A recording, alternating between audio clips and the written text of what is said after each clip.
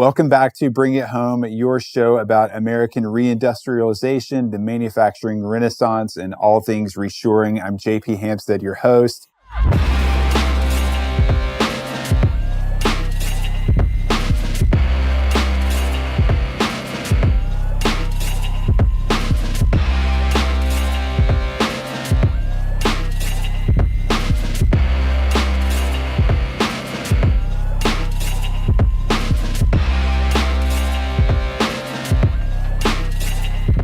I got a great show lined up for you today, but before we get to our guest, we're going to do a rundown of some important headlines, as always.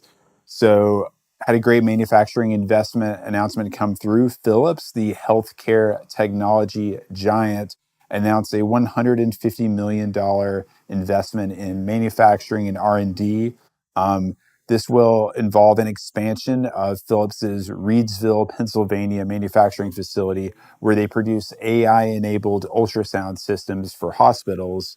And it will also expand the image-guided therapy facility in Plymouth, Massachusetts that Philips runs.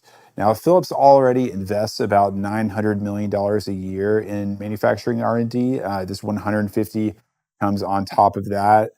It'll add about 24,000 square feet of manufacturing space in Reedsville, another 40,000 square feet of warehouse space, and create 120 skilled manufacturing jobs for this equipment manufacturer.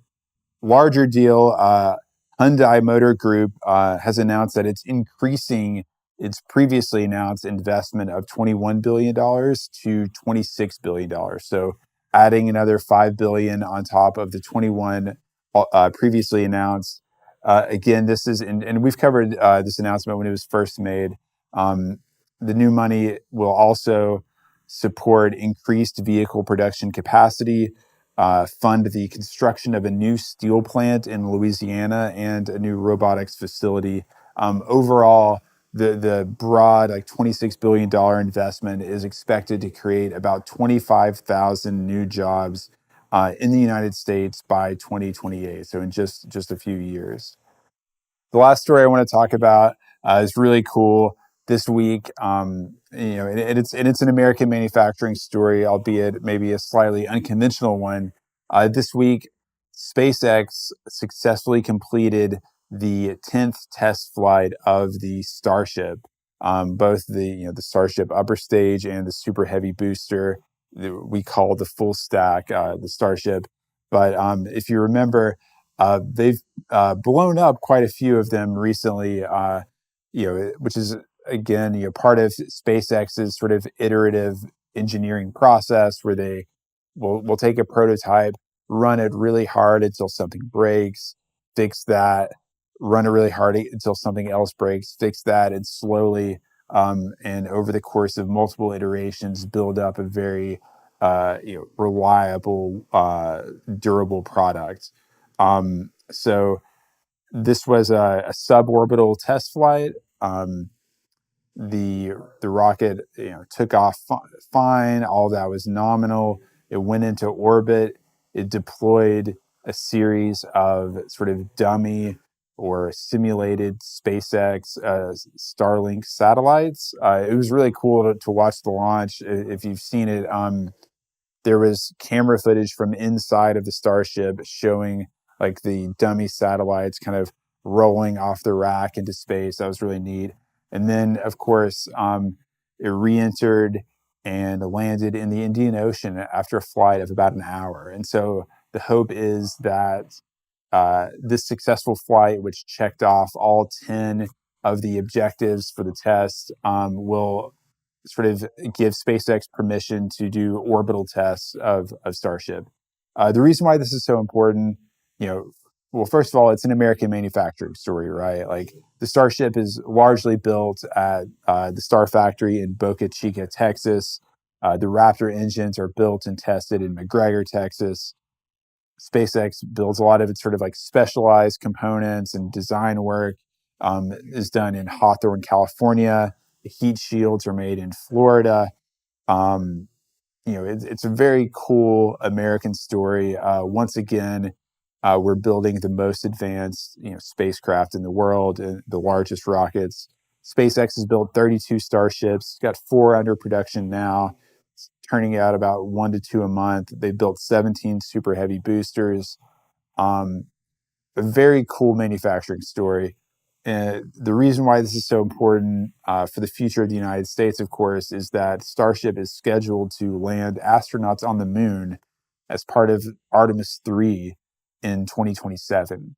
And a successful test that went all the way to landing is a huge step forward for that program. Really happy to see that. All right, that about does it for the headlines for this episode. Welcome back to the Scenic City, everybody. It's time for the Future of Freight Festival 2025 edition. And this year, we've got some surprises up our sleeve. You're going to join us in Chattanooga at the end of October. We're still going to have everything you love about F3, the speakers, the fun, the incredible atmosphere. But this year, we're dropping you in the heart of Chattanooga. We're taking you to the historic Chattanooga Choo Choo. We're going to have our live music at the Signal this year once again. We're going to give you the experience that you can only get from a FreightWaves event. Go to live.freightwaves.com, get your tickets. We'll see you in October. You don't want to miss it. Welcome back to Bring It Home. Really excited about today's guest, Dale Jordan. He's a principal at BDO USA and the National Manufacturing Industry Group tax leader. We're here to talk about a topic that I think is really exciting just because of how sort of comprehensive and wide-ranging and potentially impactful recent changes in legislation have been to the tax incentives and CapEx incentives for manufacturers. So without further ado, Dale, welcome to the show. JP, thank you. I appreciate it. Honor to be with you today and appreciate the invite to participate. We got a lot to cover this morning. Bonus depreciation being extended to manufacturers is obviously at the top of our list of discussions. There's some interesting things happening with the way that companies can write off R&D expenses and things like that as well. But for now, can you walk us through the most significant provisions of the One Big Beautiful Bill that manufacturers should be aware of? Absolutely, happy to. So one thing that I think is really interesting is the conversation that we're having today around the One Big Beautiful Bill. Probably you have to look back to 2017, right? And the Tax Cuts and Jobs Act. When that was put in place, really effective for tax years beginning in 2018, a lot of the framework that we're talking about today was established at that time. What the Big Beautiful Bill did for taxpayers is provide a level of certainty around where tax is going and enhance some of the business incentives that might have phased out. One of the biggest ones is certainly bonus depreciation. You already hinted at it, JP. But can you explain what that is for the audience, just in case they aren't tax experts? Absolutely. I have a tendency to fall back in tax mode, so thank you for keeping me honest. So depreciation has historically been an item in which taxpayers, when they purchase something, are able to deduct the cost on their tax return over a period of time for the cost of that item. So if you have an item that's expected to last you 10 years and it was $100, you take 10 years every year, or $10 every year for 10 years, and you reduce your taxable income by that amount. It's kind of a way of showing like the loss of value of your equipment or your facilities. Very well said. Very well said. What bonus depreciation does is for any assets that are expected to last less than 20 years, given the language in the bill, you can now take that entire $100 investment that you made and deduct it in year one. So reduce that taxable income amount by $100 in that first year. And what that really provides taxpayers with is more cash in hand. So they're paying less cash out the door to cover their tax bill, which provides them free cash flow to invest in their business and or deploy in a way that they see best fit. So very beneficial from a cash flow perspective for taxpayers. The other thing I want to mention, JP, that's part of the bill that I thought was really interesting is something that's new. For manufacturers who are investing in what's being called qualified manufacturing property, so real property, buildings, et cetera, they're now able to deduct that cost all in year one as well, as long as the building meets certain requirements associated with qualified manufacturing. We'll probably get more guidance as to what that means, but I think it's a really beneficial and powerful tool to utilize if someone's looking at expanding their facilities and or creating new manufacturing centers. It really allows, again, for that free up of cash flow in year one um, for assets put in place. Really revolutionary concept on that one. I'm a little bit familiar with bonus depreciation from the first go around in the first Trump administration because our company owns a bunch of media properties in the aviation space, and Mhm. that really juiced general aircraft and business jet like sales, general aviation aircraft and business jet sales. Especially if people were like financing the purchase of a plane. Maybe they borrow. If it's say it's like a $5 million aircraft, and they borrow $4 million. Um, they put $1 million of cash down, but they are able to deduct the whole 5 million in year one.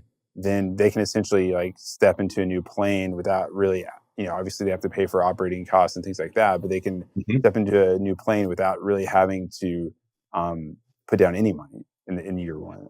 Um, Yeah, but I is this agree. the first time that this has been applied to like buildings and real property and like whole factories? It is. Yeah, absolutely. So on the real property piece and the manufacturing facility itself, this is really the first time we've seen it. There is a little bit of nuance around it with respect to how long you must hold the property and utilize it in order to maximize the benefit. And I say that just because if you put a property in place and dispose of it before 10 years are up, there is a little bit of a recapture there. But it really is a unique concept for taxpayers to deploy. Again, we haven't seen it before. And I do think it has the opportunity from a cash flow perspective to really help people further their investments in their own business and consider expansion of operations. And obviously, as we all know, expansion of operations creates jobs, et cetera. So I think it's a very powerful planning tool.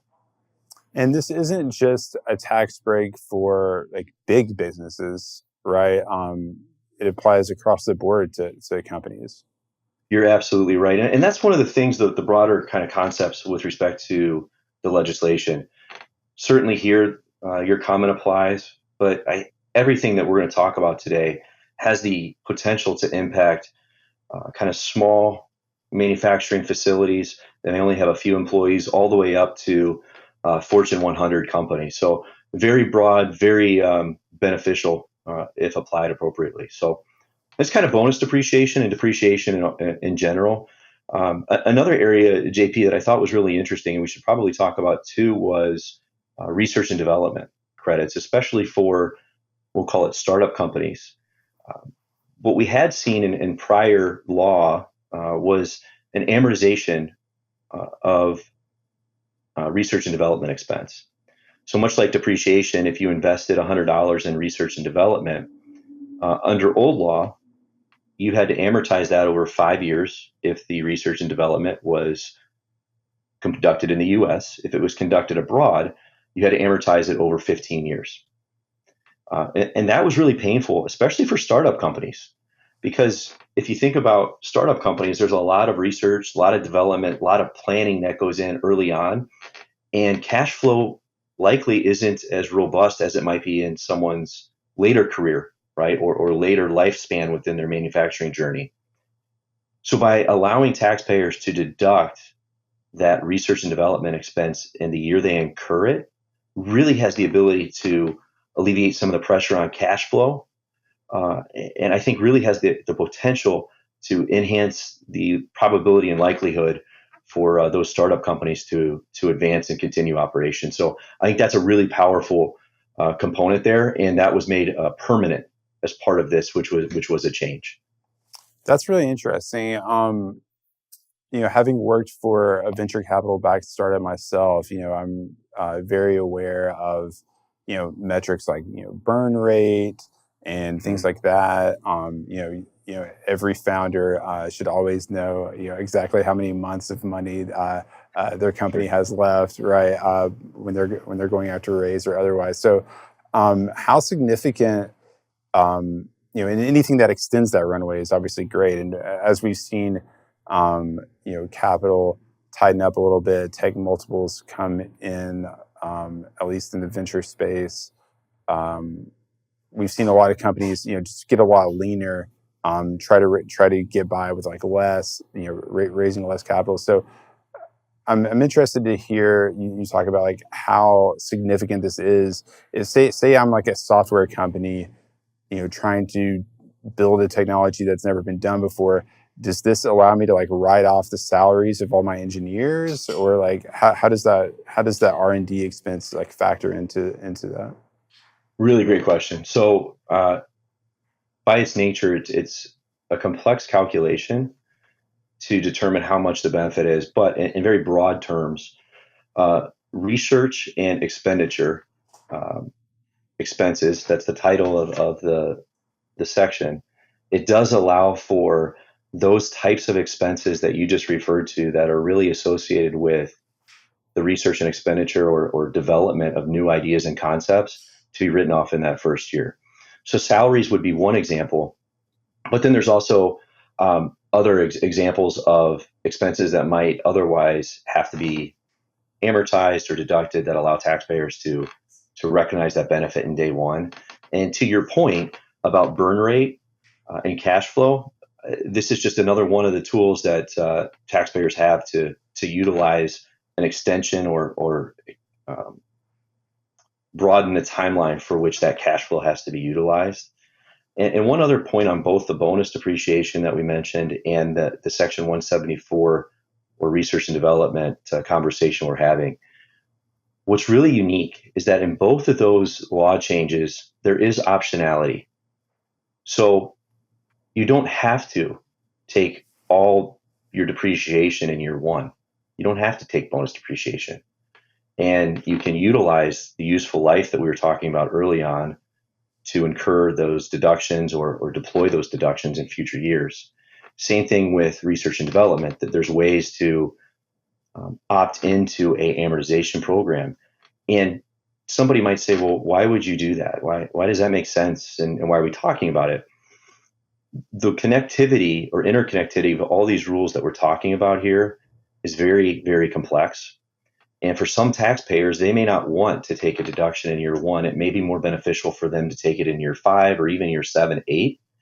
And I think what this bill does is provides an opportunity for businesses who are thinking long-term and strategic in nature to set up a regime and a strategy around this bill that fits their business best. So as we're talking about the startup, they're going to want as much deductibility in year one because they don't have the cash to pay taxes. However, somebody who's a little bit more mature in their business may know of something on the horizon that's coming, and they may want to defer some of that benefit of a deduction until later years to offset something that they know is coming. Like if they have like a major product release, they're going to be generating like a lot more revenue. They may want to wait to deduct their R&D expenses for that product, when their tax bill will be sort of most effective. Absolutely right. That's a very practical and great example. Another one might be you have a contract that in 2 years gets renewed, and there's some front end payments there that you're going to have to recognize. So, great example and way to bring it home to a practical kind of application. But yeah, really excited about the flexibility that's here because it can be very beneficial to taxpayers who plan ahead. And in your view, which industry, we mentioned like R&D intensive industries. We mentioned like tech startups, but in your view, which industries tend to spend a lot of money on R&D? Where could this provision have the most impact, do you think? So that's a great question. And I think that the unique answer to that is technology certainly comes to mind to all of us. And that's an easy answer. But I also think a traditional manufacturer who is simply looking at their processes and in trying to develop a best in class process for their manufacturing function, facility, and process can benefit from this as well. This doesn't have to necessarily come from a new product line or a new product offering. Within the bill and language itself, it talks about experimental opportunities as well. So you may put something in place or a new process, a new machine, a technique, and it doesn't work. You can still benefit from this. So I think it's an important point because it's not just new technology. It's looking at what you have today and even improving upon that. So to get back to your actual question, JP, is I think this is very broad in application across all sectors within the manufacturing segment. Anybody who's trying to improve and get better has the opportunity to really take advantage of these provisions. Yeah, thanks. That's helpful, Dale. I wanted to ask a little bit about some of the other like trade-off. Obviously there are parts of this one big beautiful bill that are really meant to stimulate capital expenditures. But what are the trade-offs here? Why might some manufacturers choose to kind of shore up their balance sheets rather than investing a lot right now? But one thing that is interesting, and I'm going to get to that question here in a second. We also have the changes to interest deductibility, and the language within this particular bill reverts back to prior law, in which taxpayers are now going to be able to deduct more interest, or likely be able to deduct more interest on an annual basis than they have had over the last couple of years. And so I think that's an important point as we go into the question that you raised with respect to capital investment. The combination of bonus depreciation and lowering one's taxable income via that provision and immediate expensing of an asset that you purchased, along with the ability to deduct additional interest expense, both provide opportunities for expansion of capital and investment in your business. So those are two things that are very positive with respect to investments. With that being said, as you mentioned, some folks may choose to shore up balance sheets right now. And I think that there's a broader economic environment that we're in right now between what are interest rates doing, what are tariffs, and what about taxes. We have some real certainty now around taxes with respect to this bill being passed.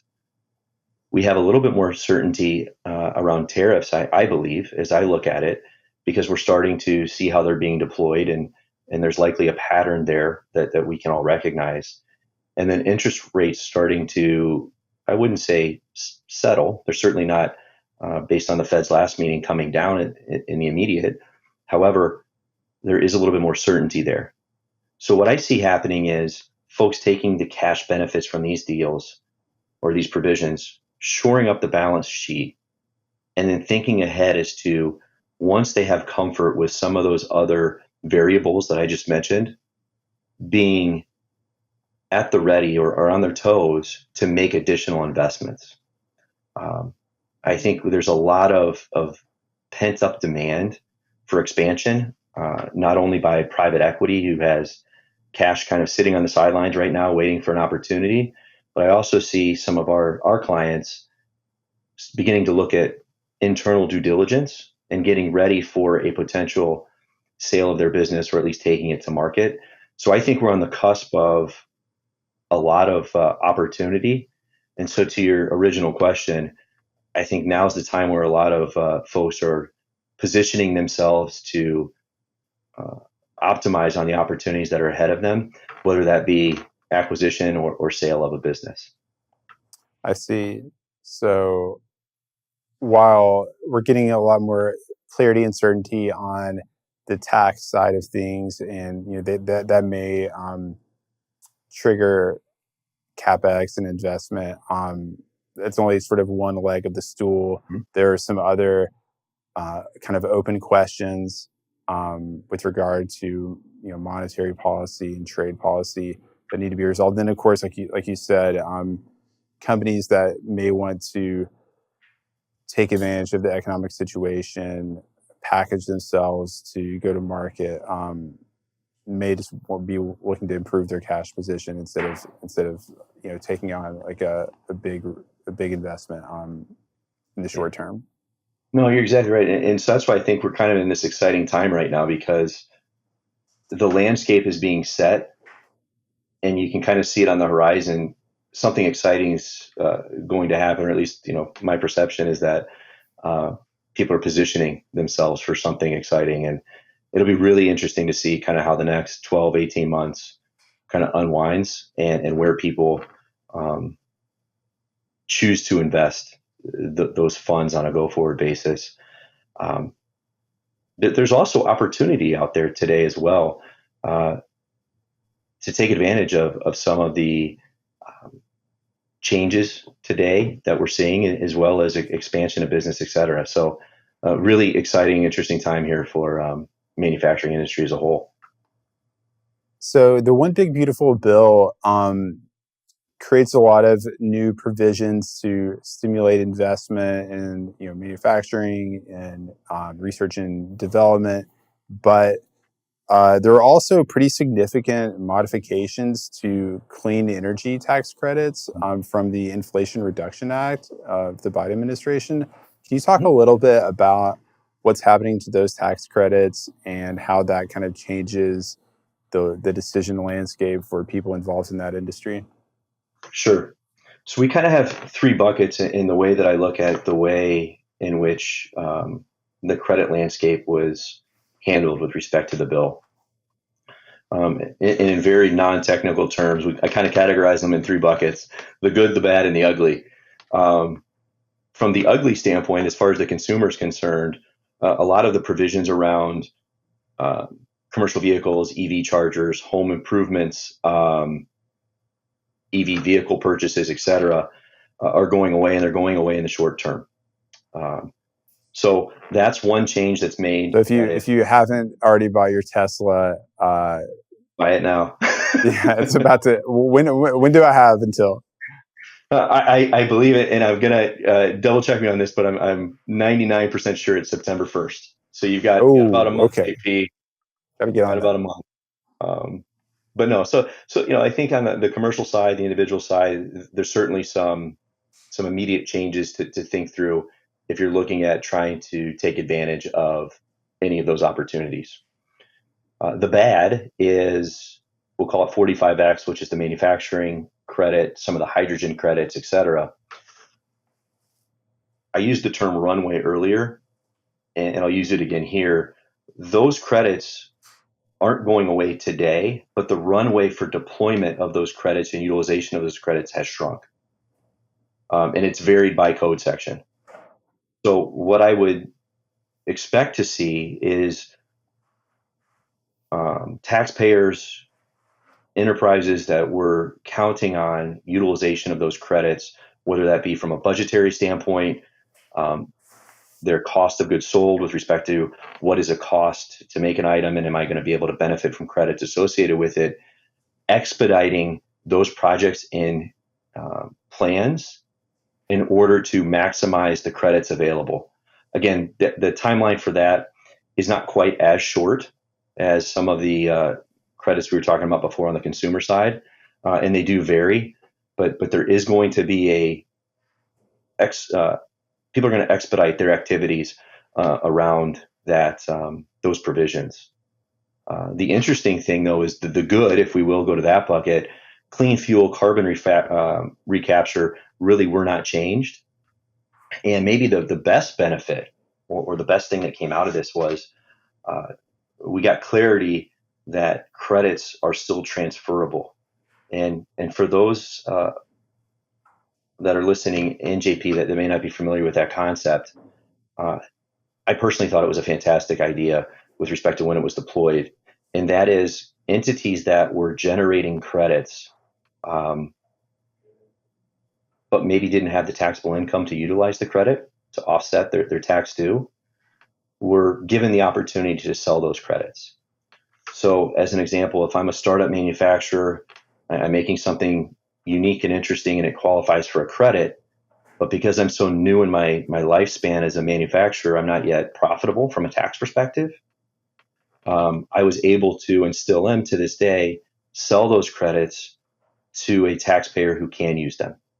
And what that really does is as a startup, provides me with an additional um, flow of cash, additional cash or revenue stream to again extend that timeline for me to get up and running, while at the same time benefiting another taxpayer for the opportunities that I've been creating and working for. So the clarity around those credits still being transferable, I think, was a very good thing and a sigh of relief for taxpayers.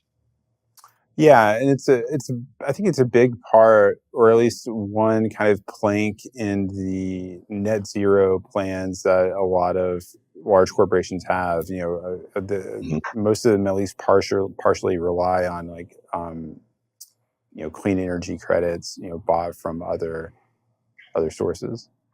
Absolutely. No, you're absolutely right.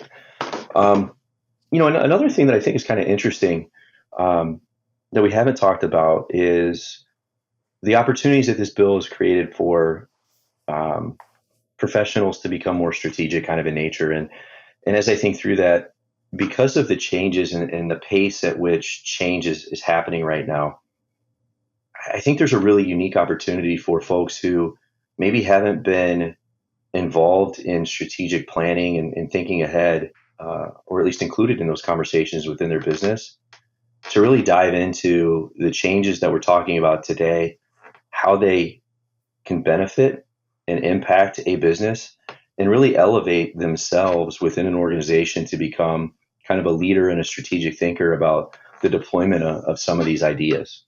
I think it's a little bit lost on folks with the opportunity as presented, because like today we have an opportunity to talk about the technical, and that's kind of where we have a tendency to gravitate to. But I do think that the bill itself provides additional opportunity for folks to reposition themselves maybe within an organization and or a company.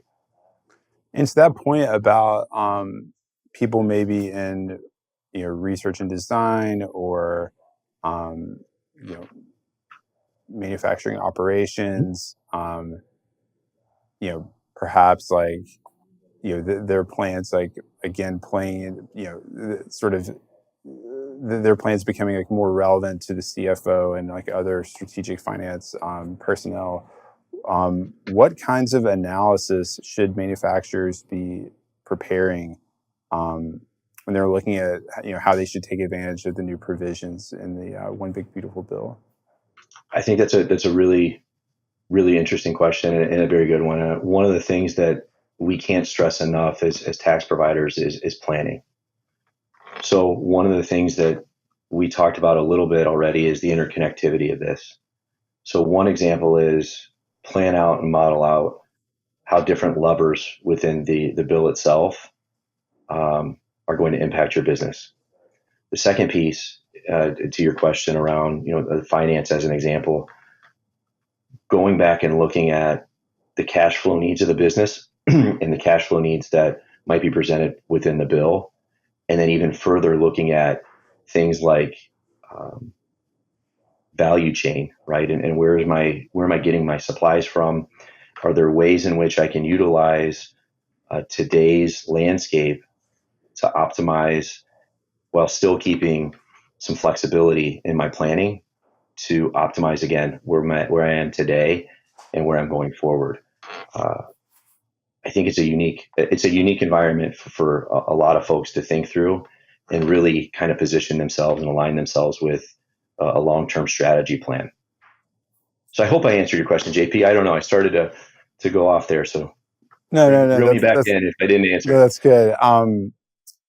Any final thoughts on just the changes to the tax regime from this bill? I mean, I'm kind of curious if BDO or you, Dale, have any estimates as to like the economic impact, or like is this going to trigger? Is this actually going to trigger a lot of investment? It's been. I'll just say this before I let you finish here. It's been interesting, kind of seeing all the headlines of the the eye-popping numbers of dollars being invested by various companies or pledged to invest, right, by various companies, and then you kind of like dig into it and you're like, okay, it's spread out over 10 years. What's their current like capex? Okay, is it they're increasing it by 15%, right? And it's a big number because they've like rolled it all together, to kind of give President Trump his win of the day.